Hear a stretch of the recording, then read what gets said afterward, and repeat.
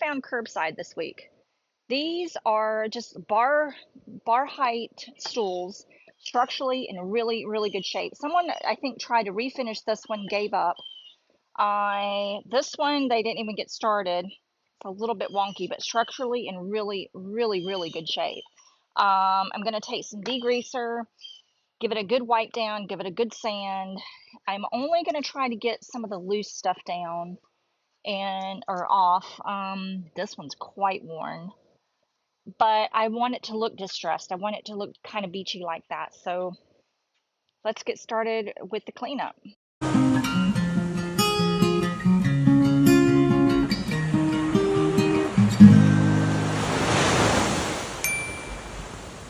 I started out by giving them a quick wipe down with some 4-9 and a wet rag. They were actually pretty clean because I snatched them up almost as soon as they were put out curbside. Then I just took my rotary sander and just gave them a quick sand. I'm not trying to remove all of the paint here. I'm just trying to kind of rough it up a little bit, and I'm multitasking on my phone, but I'm just trying to rough it up just a little bit, removing any loose paint, removing any, any rough spots. I'm not trying to bring it down to the bare wood. And I don't want to strip the paint off because I like the paint. It's the really the perfect color for, for the beach. It's a really beachy color. And I did do a little bit of hand sanding where my rotary sander would not reach, but that was just in a few spots. And then I pretty much was done with the prep. Now the one on the left didn't really need much at all. I just did a quick sand with, by hand, just to remove any loose paint and get it ready for the next.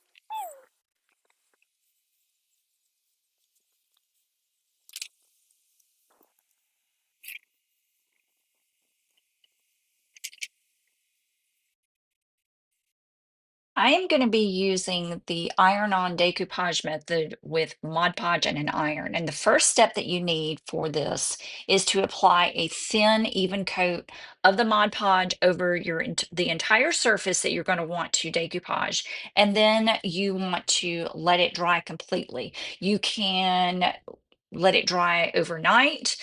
You can actually even do this a couple of days in advance if you want to, but the most important thing is to let the Mod Podge dry completely. And if you want to use a hair dryer then to speed it up, then you can do that too. But I'm just going to apply a thin layer and then let these dry in the sun for a couple of hours. Then you want to turn your iron on.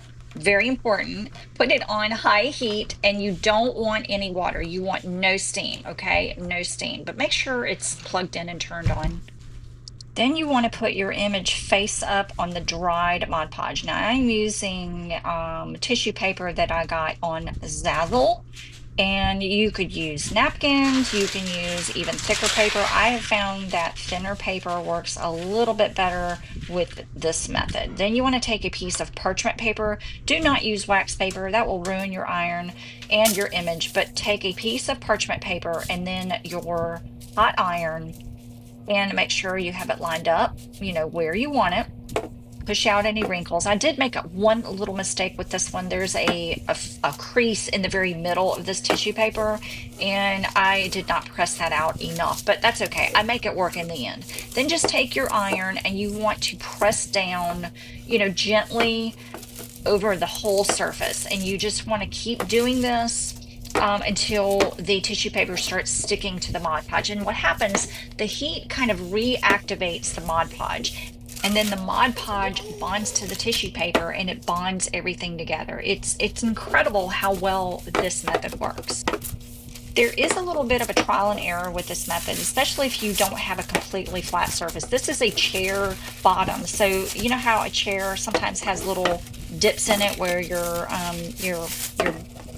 butt cheeks go, for lack of a better word, but they're like little indentations in the wood. So I kind of had to just work in small spots, and I kept lifting up the parchment paper just to make sure that I had everything glued down nice and well, and I didn't have any any loose spots. So it's just a little bit of trial and error, but you never want to put your iron directly on your tissue paper. And I was applying a little bit more pressure on a couple of spots, but you never want to put your iron directly on your tissue paper because you can either burn your tissue paper or you could, cause it to tear. So just be really, really careful of that.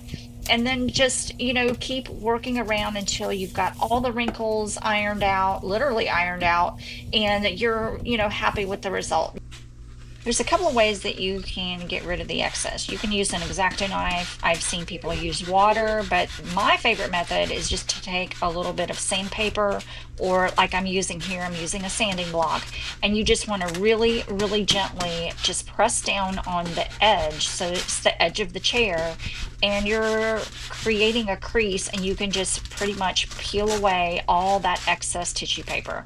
But don't throw it away because I need this piece in just a minute.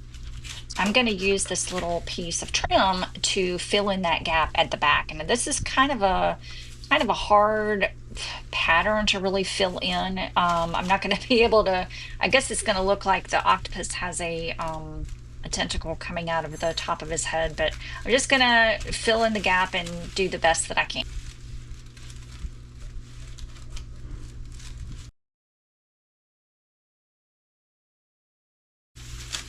Now, this pretty much is a wrinkle-free method, but every once in a while you will get some wrinkles that pop up, little wrinkles that pop up, and you just want to press them again with your iron with the parchment paper in between, and then just press out those pesky little last-minute wrinkles. I'm using a different design for the second stool, but I got this one on Zazzle also, and they have all kinds of different designs, and you can get them in different sizes too. So if you have a smaller surface you want to cover, you can get a smaller size. You'll want to seal the top of your design with something. You can use Mod Podge, you can use polyacrylic, you can even use polyurethane if you want to.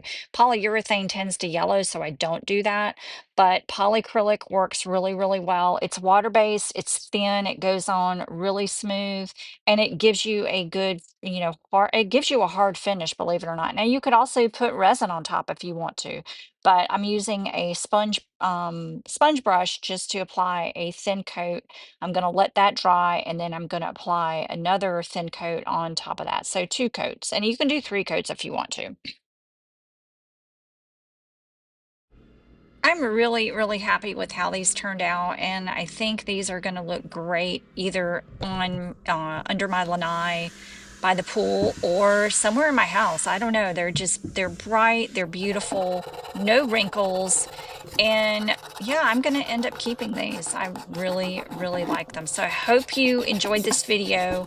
I hope that you learned something about this reverse decoupage method with Mod Podge and an iron. I mean, it is super easy and it gives you flawless results every time. So let me know what you think. And I hope you have a crafty day. Bye, friends.